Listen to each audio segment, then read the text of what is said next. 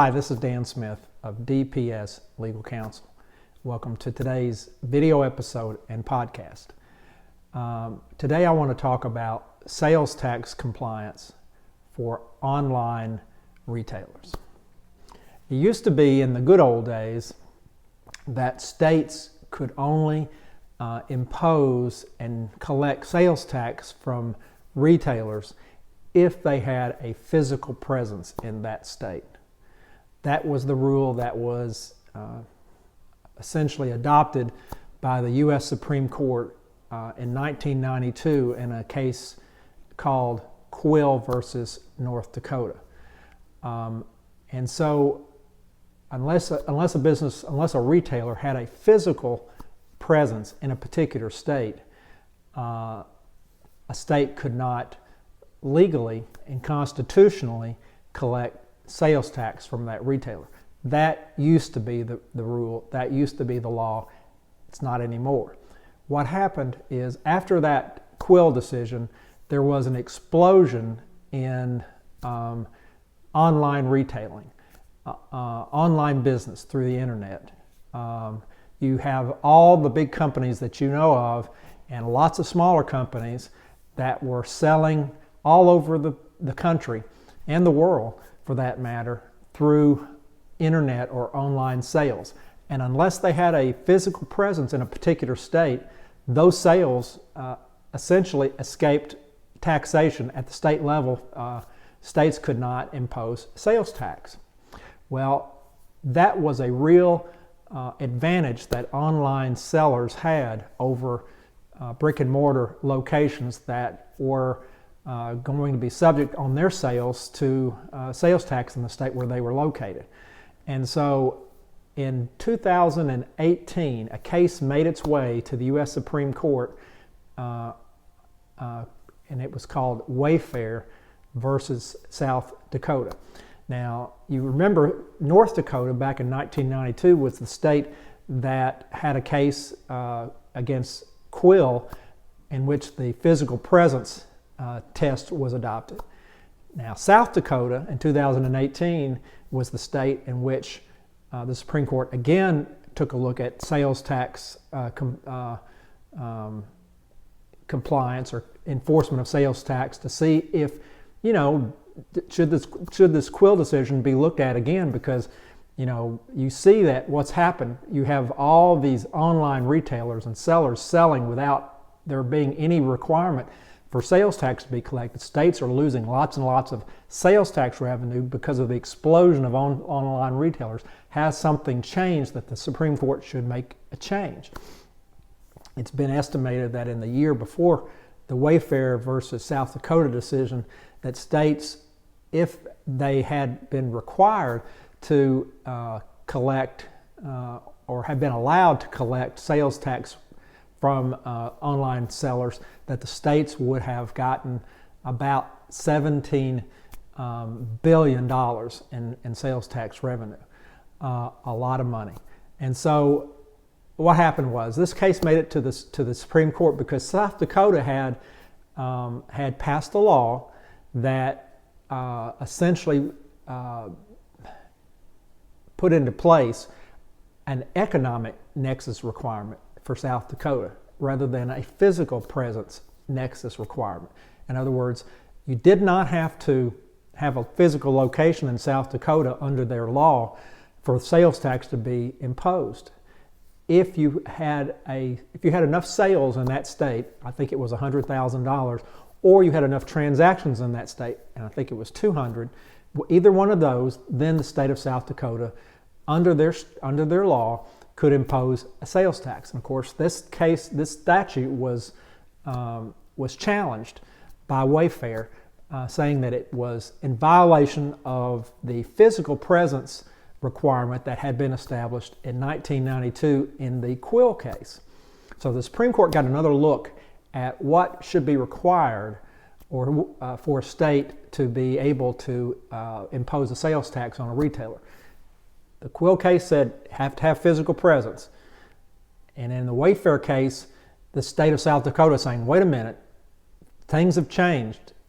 we have a new world where there are sellers everywhere on the internet, and to require physical presence doesn't work anymore in this online economy. The Supreme Court looked at it and agreed and said the physical presence nexus requirement is no longer the law. You no longer have to have a physical presence in a state in order to give you the right as a state to impose and collect a sales tax. Now, as long as there is an economic nexus under a statute that a state passes, that's good enough. You can collect sales tax on that retailer. So the economic nexus statute that South Dakota had, which was sales in that state of $100,000 or 200 transactions, was okay. And the state of South Dakota was allowed to collect sales tax against Wayfair and ultimately against other online sellers that met its economic nexus test.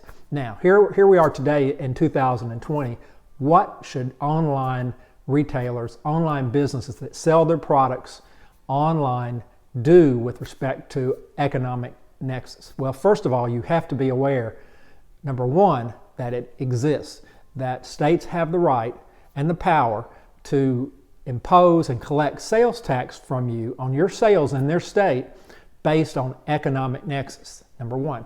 Number two, you have to be aware that every state has a different economic nexus statute. They're not the same. We live in a federal system.